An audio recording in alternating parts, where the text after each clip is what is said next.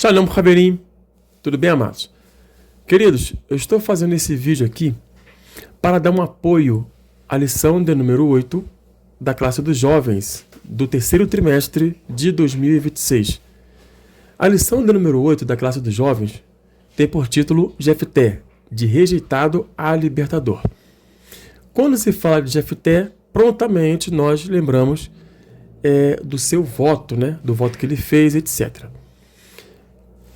E nós queremos dar o nosso posicionamento a respeito do que foi o voto de Jefté.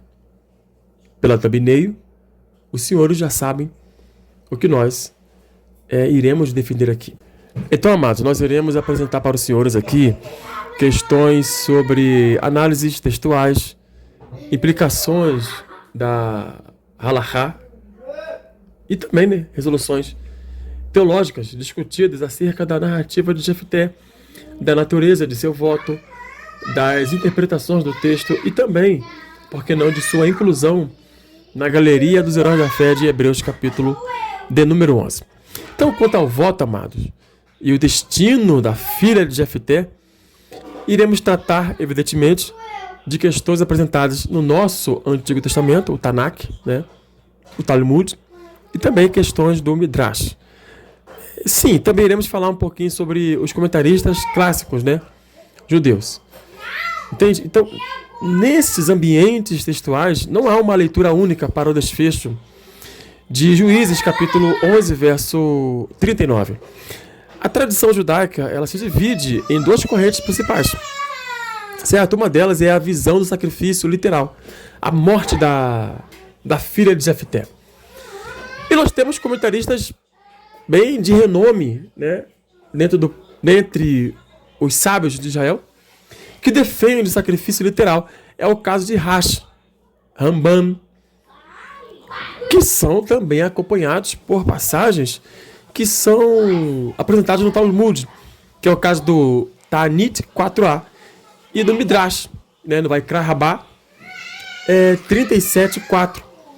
E qual é a posição apresentada nesses ambientes? É que Jefté realmente sacrificou sua filha como holocausto pelo fogo. Ok? E quanto à crítica e a condenação rabínica apresentada sobre, né, Jefté, é porque a tradição rabínica repudia Jefté categoricamente, amados. Porque o voto, ele é classificado como estúpido, ilegal e ilegítimo, pois a Torá proíbe expressamente o sacrifício humano. É só vermos Deuteronômio capítulo 12, verso 31. Entende? E também eles apresentam o fator do orgulho. Porque os sábios questionam por que o voto não foi anulado perante o sumo sacerdote Finéias.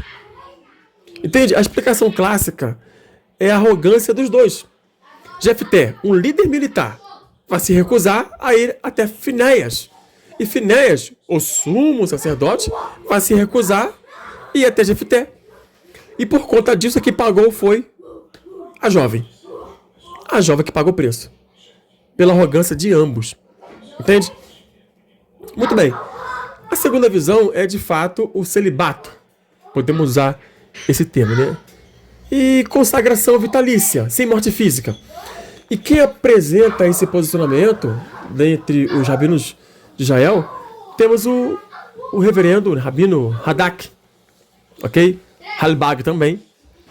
E o Ezra, que é muito conhecido, né? A partir do século XII em diante. Qual é a posição desses camaradas? A filha de Jefté não foi morta. Esse é o posicionamento deles. Não foi morta neste voto de Jefté. Então, o voto resultou na consagração da jovem ao serviço a Deus em reclusão permanente, ou seja, ela vai ficar para sempre virgem, servindo a Deus. E quanto aos argumentos textuais, a gente vai perceber que a jovem pediu 2 meses para chorar sua virgindade, lá no hebraico Betulim, né? E não a sua morte iminente. É só lermos Juízes 11, 37 e 38. E o relato bíblico, ele conclui destacando que ela nunca conheceu homem algum. Isso é um elemento textual. Está no verso 39. Então, sobre este prisma, a tragédia não foi a morte física, mas o fim da linhagem familiar de Jefté. Porque essa menina era filha única. Então não teria linhagem familiar de Jefté. Encerraria por ali. Entende, queridos? Agora, eu citei para os amados a questão da anulação do voto, ok? Na Halachá, né, no Hatarat Nedarim. Assim, gente, quais são os textos validadores, né, que nós temos? No Ta'anit 4a, que eu citei para os amados agora há pouco, nessa escritura, é estabelecido que o voto foi formulado como sem discernimento. Shelokogam, expressão hebraica. Opa, um voto sem discernimento? Ok. E também nessa escritura você vai ver a citação de Jeremias capítulo 8, verso 22. Acaso não há bálsamo em Gileade? Não há lá médico para demonstrar que o médico, ou seja, uma autoridade rabínica, ou Finéas nesse caso, estaria disponível para dissolver o voto. Mas Jefté não o procurou. Entende? Então os camaradas usam esse texto para criticar. Por que Jefté não procurou Finéas? Que ele poderia invalidar o voto, já que é classificado como algo estúpido, inútil, ilegítimo. Quanto ao Midrash, né? O Midrash também apresenta alguma coisa, né? No Vaikra Rabá 37:4. O que acontece, amados? Nessa escritura, ou melhor, literatura, né, judaica, é detalhado que Jefté tinha um direito legal de apresentar o voto a Finéas. Entende? Para quê? Para declarar remorso, equívoco, né? O harata, né, que eles chamam. O que daria ao tribunal a prerrogativa jurídica de isentá-lo. Então tinha como cancelar o voto legalmente falando, né? E também nessa escritura você vai ver o relato da tragédia, da arrogância dos dois que impediu a anulação. Entende? Agora, queridos, um outro ponto que eu também queria abordar com os senhores é sobre o Mishneh Torah, que Maimônides, outro grande rabino, vai falar também a respeito disso, e os códigos de leis. O que nós temos em Maimônides e nos códigos de leis? Nos códigos de lei, no caso é singular. Lá está estabelecido o princípio de que qualquer voto que implique a transgressão de um mandamento da Torá, no caso não matarás, é inviável, é juridicamente nulo em sua origem. Ok? Em sua origem. Mas, professor Leandro, e a Bíblia? Como que nós podemos fazer o link com um texto canonizado, inclusive pelos judeus? Temos sim uma fundamentação textual em Números capítulo 30. A relação entre Números 30 e a anulação de votos, ela vai exigir uma distinção entre o que está escrito nesse texto e a tradição oral, ok? O que acontece? No texto de Números capítulo 30, ali no versículo 3, nós temos a obrigatoriedade geral dos votos. Nos versículos 4 a 16, nós temos a anulação, o Hafará, né, feita por pai ou marido no dia do voto. Agora, quanto à tradição oral, no Halachá, no versículo 2, entende? Você vê o uso de chefe das tribos, né? Que fundamenta a autoridade de juízes, sábios, para dissolver o voto. Entende? Já no versículo 3, a expressão ele não violará, ok? Mas ele não pode violar, mas outros podem libertá-lo por ele. É o que vemos no Talmud, Hagigah 10a. Se eu não me engano, é isso. Então outras pessoas, outras autoridades poderiam anular esse voto de Jefté. Entende? Números 30, versículo 2. E falou Moisés ao chefe das tribos, né? Tem essa expressão lá. No Sifri e Denarim 78a, você vai ver a respeito do direcionamento ao chefe das tribos, né? Que ensina que as autoridades judiciais possuem o poder de dissolver o voto de um indivíduo quando demonstrado o erro inicial. Entende? Quando demonstrado o erro inicial. Isso é uma interpretação da Torá, tá bom, gente? Porque está no texto, né? É uma interpretação do texto canonizado. Em Números 30, versículo 3, você vê, né? Quando o homem fizer voto, não violará a sua palavra. Quem fez o voto. E no Hagigá 10a, essa é a referência mesmo, a exegese estabelece que o indivíduo não pode cancelar o próprio voto de modo voluntário. Mas uma autoridade rabínica, ou o tribunal, tem o poder legal de desatar essa obrigatoriedade. Até aqui tudo bem, queridos? Agora, até então falamos da anulação do voto, mas o que? Qual foi o voto? O que Jefté quis dizer quando fala em holocausto, né? Bom, gente, agora vamos ter que pegar, de fato, o termo hebraico para holocausto, que é a palavrinha olá. Então, para avaliar a viabilidade de o voto significar celibato ou virgindade, a gente vai ter que examinar a semântica e até a sintaxe do hebraico bíblico. Aqui não tem jeito, ok?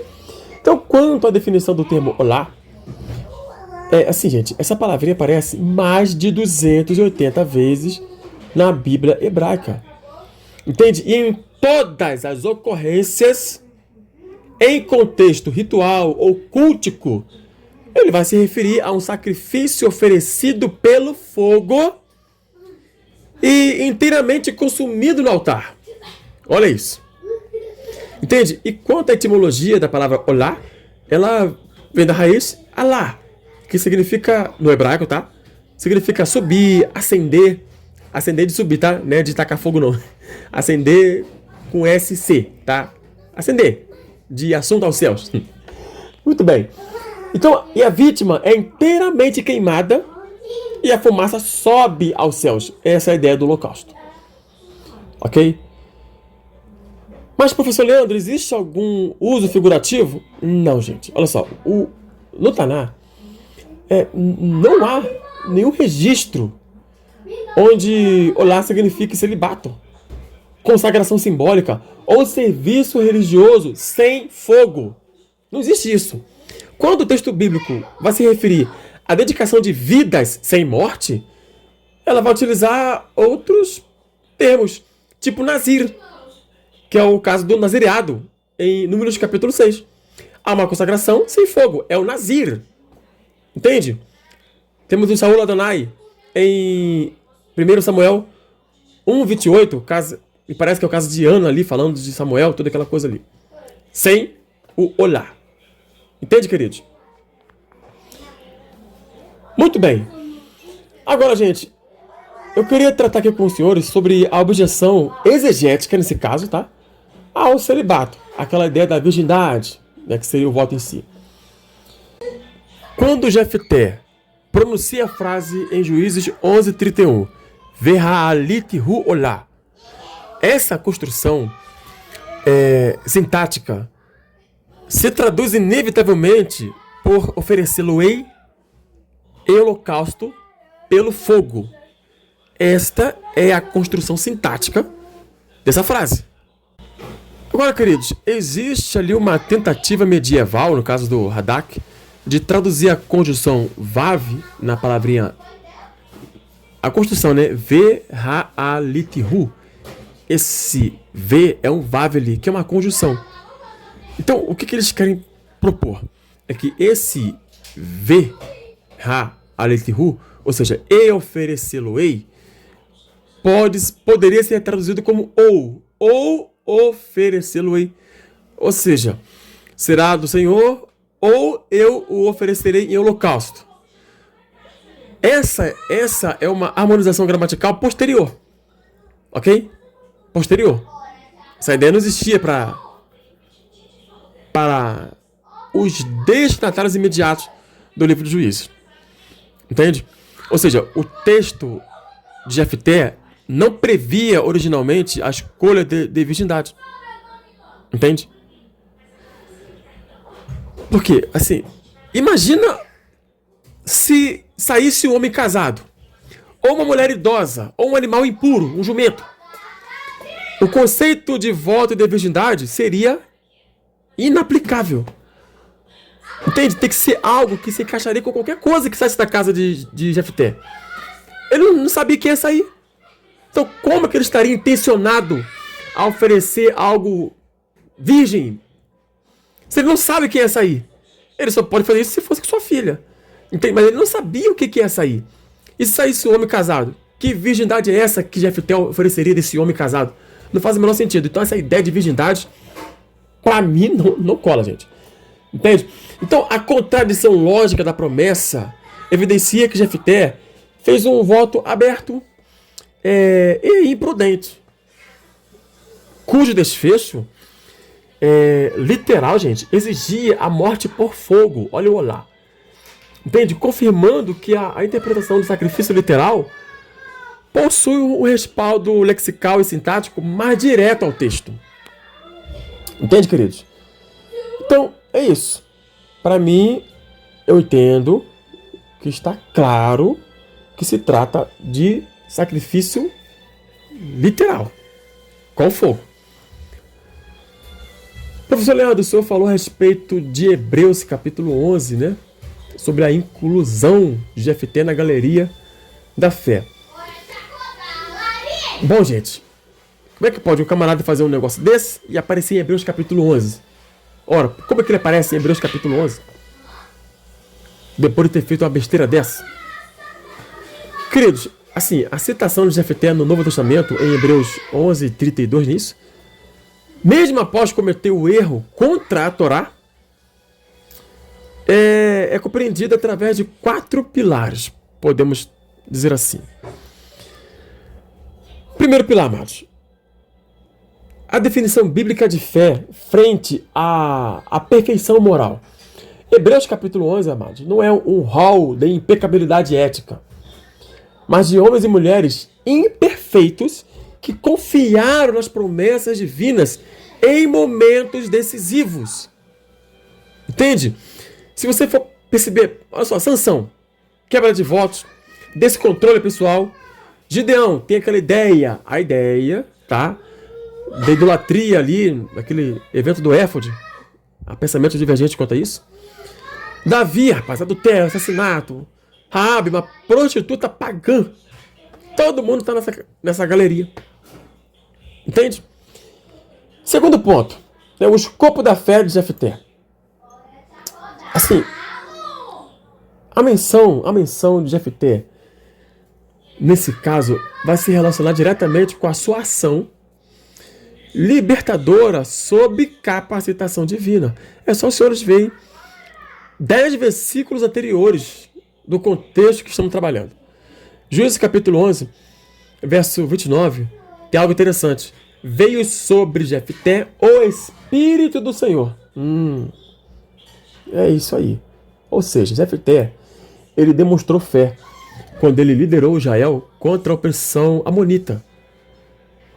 Claro, reconhecendo a soberania de Deus sobre a história, tá?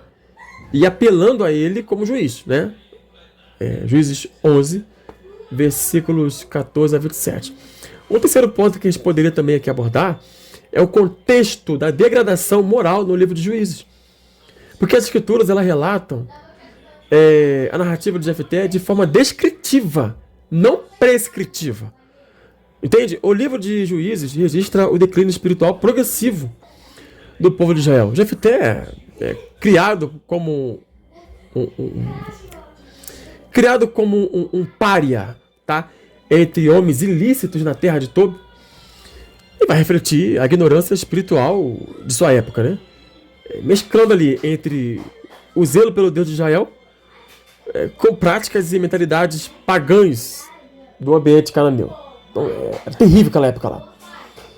E finalizando, queridos, eu queria apresentar um quarto pilar, que eu chamei de pilar, né?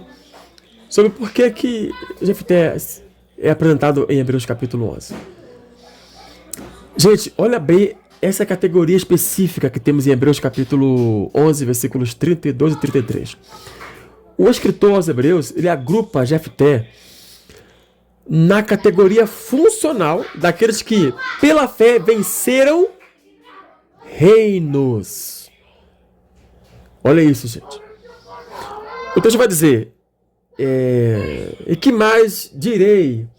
Faltar-me-ia o tempo se contasse sobre o Gideão, e de Baraque, e de Sansão, de Jefté, de Davi, de Samuel e dos profetas, os quais pela fé venceram reinos. É aqui que Jefté está presente. Entende?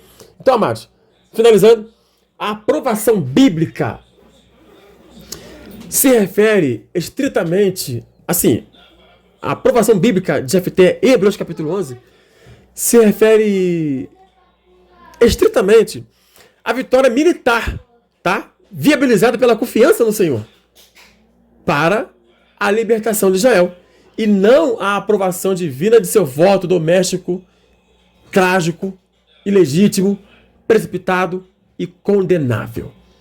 Amém, queridos? Espero ter esclarecido aos senhores essa questão. Esse é meu posicionamento. Não bato martelo, mas é o que parece para mim ser claro. E é isso. Ok, queridos? Deus abençoe. E até o nosso próximo vídeo aí. Shalom, Haverim, Shalom, Lekulam.